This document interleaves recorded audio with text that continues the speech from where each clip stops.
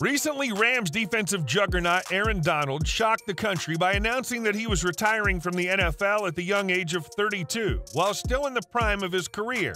The man who LeBron James called the greatest defensive player in NFL history redefined what it means to be an interior lineman in the NFL.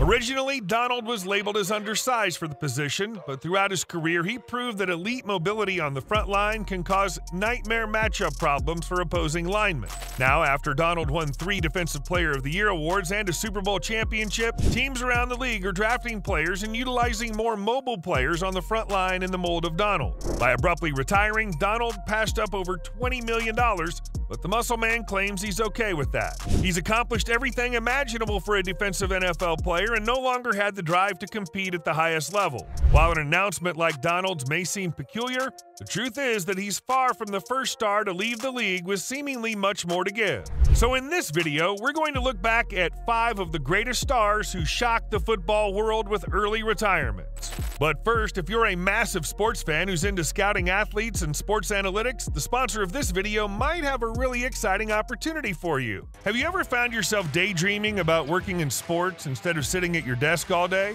Well, maybe it's time to make that dream your game plan. We here at Sports Insight are thrilled to partner with Southern New Hampshire University, or SNHU, with their incredible online sports management program. We're super excited to share how SNHU can kickstart your career in sports management.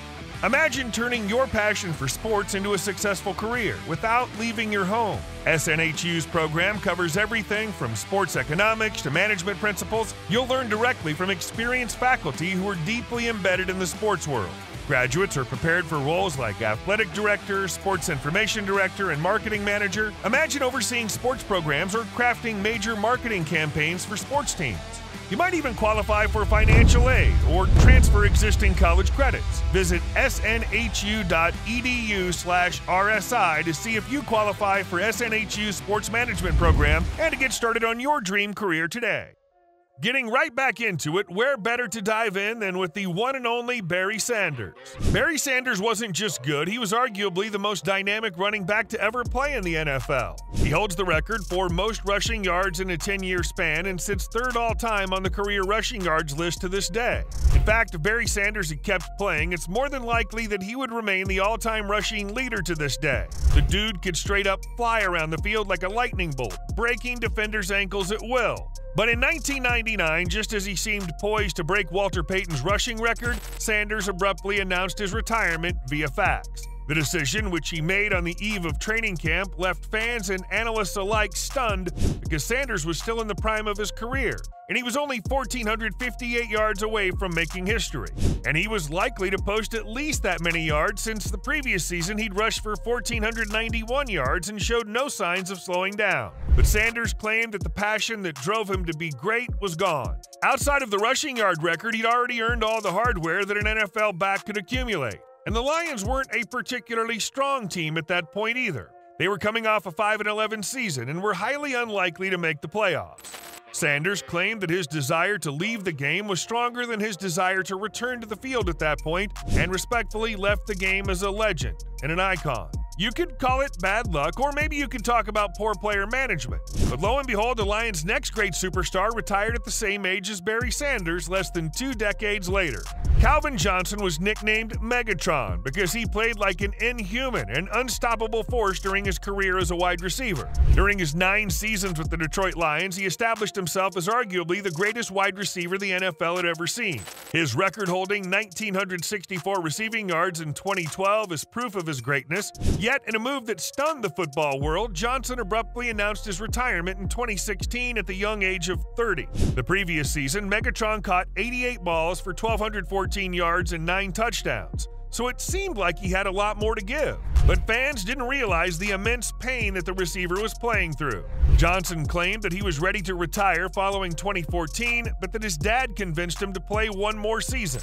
After his playing career, Johnson opened up about his experiences with the Lions medical staff, forcing him to take addictive painkillers in order to get him on the field. Johnson wanted to use cannabis, which he believed had far less impactful side effects to self-medicate. That was obviously against NFL policy. Now, after retirement, Johnson's a major proponent for using cannabis to treat pain and has also donated plenty of money to the University of Harvard to fund research on the benefits of cannabis on CTE patients. Still, Johnson harbors negativity towards the Lions organization because they forced him to pay back over $1 million of signing bonus money that he was already paid because he retired before the end of his contract. In his mind, money they'd already paid him was well earned, and he refused to associate with the team in any capacity until they paid him back his money. It's possible that Johnson and the Lions came to some sort of financial agreement because this past season, the former wideout attended some of the team's practices and supported the Lions during their playoff win against the Rams. While getting tackled week in and week out definitely takes a toll on the body, it's not just offensive players that are forced into early retirement. Some of the most elite defensive stoppers in football history have ended their careers early due to injuries. One of those players was the amazing Patrick Willis. Patrick Willis was a whirlwind in cleats. The San Francisco 49ers middle linebacker possessed a rare blend of speed, power, and instincts that terrorized opposing offenses for 7 seasons in the NFL. During his short career, Willis was regarded as one of the best middle linebackers ever. Drafted in 2007, he instantly became the heart and soul of the 49ers defense, leading them to a resurgence and a Super Bowl appearance in 2012. During every healthy season of his career, Willis earned Pro Bowl honors, and he was an All-Pro in 6 of 7 years. Truly elite. But in 2014, he missed the last 10 games of the season and had surgery on his foot. After recovery from surgery, Willis claimed he just didn't have it anymore. At a heartfelt press conference, he told 49ers fans that his feet were the reason he was able to play the game at such a high level. He told his fans that he knew he wouldn't be as good anymore and didn't want to show up just to earn a paycheck. Instead, Willis wanted to retire on his terms, only leaving memories of his dominance on the field and not burdening his legacy with the downfall and less than star-level play that he could contribute if he kept on playing. So Willis retired, but was still inducted into the Hall of Fame recently, despite having such a short career. It could be argued that Patrick Willis was the greatest middle linebacker of his decade. Coincidentally, the other man that would be in that discussion retired incredibly early as well, Luke Kuechly. Drafted by the Carolina Panthers in 2012, Kuechly's impact was immediate. He shattered tackle records, becoming the first player in NFL history to reach 1,000 tackles in his first 8 seasons. His instincts were unmatched, his coverage skills elite, and some even called him the Brian Urlacher of his generation. He earned Defensive Player of the Year honors in just his 2nd season, a feat rarely accomplished.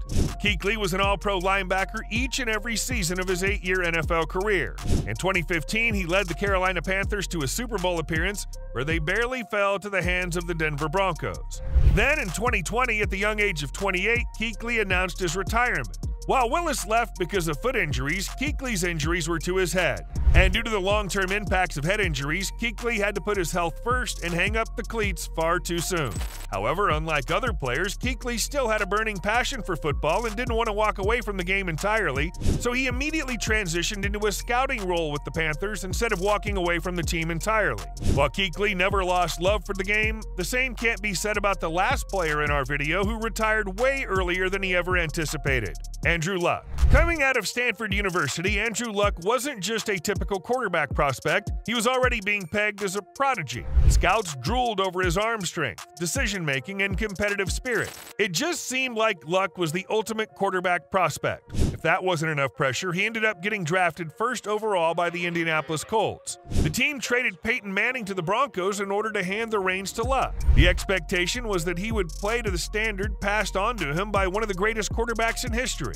At first, Luck lived up to the hype, shattering the rookie passing yard record and leading the Colts back to relevance. But the pressure of being the perfect quarterback became heavier on his shoulders over time. The better he played, the higher the expectations. Luck had an insatiable drive to improve and control everything. He would order his teammates food at team dinners and would show them the exact footwork that he demanded of them when they ran routes. Over time, the man who was praised for his attention to detail became a total control psycho. His entire identity was tied to football, and it wasn't just causing him a great amount of stress, it was also negatively impacting his relationship with his wife. In 2014, Luck enjoyed his best season as a pro, leading the league with 40 touchdown passes while taking his Colts to the AFC Championship game at the young age of 25. But in 2015, a shoulder injury changed everything for Luck. The pain he had to deal with was unimaginable, but still he forced himself to continue to play at a high level and hide the pain. However, the pain eventually became too much to handle, and the rigors of preparing to play and rehabbing week in and week out were impossible, even for Luck. So in 2017, he took an entire year off football to rehab his shoulder, his mental health, and his relationship with his wife. During that year, he tweaked his mechanics and benefited from therapy and began to enjoy life and football again. In 2018, he returned to football and enjoyed great success, earning the Comeback Player of the Year award. But in the playoffs, Luck suffered an ankle injury and had to go back to rehab. His shoulder was also in great pain by the end of the season and needed rehab as well. It felt like he had to start all over again and was forced back into the overwhelming stress that he thought he'd overcome. And by that point, Luck had decided he had enough. As much as he loved football, he no longer had the desire to fight through the pain and compromise his relationship with his wife. When Adam Schefter broke the news during a Colts preseason game, the fans booed Luck, which hurt him deeply. Luck knew that he would never reach this ultimate goal of becoming an all-time legend at the quarterback position. He wouldn't be mentioned in the same sentence as Peyton Manning, Tom Brady, or Drew Brees. But now he's coming to terms with that and finding purpose in his life outside of football. So there you have it, folks. Those were just some of the most elite NFL stars that retired from the NFL in the primes of their career. If you like this video, please let us know by hitting that like button. And if you want to watch more great sports videos, please subscribe to our channel for our sports-related news and insights. Thanks for watching, and see you next time.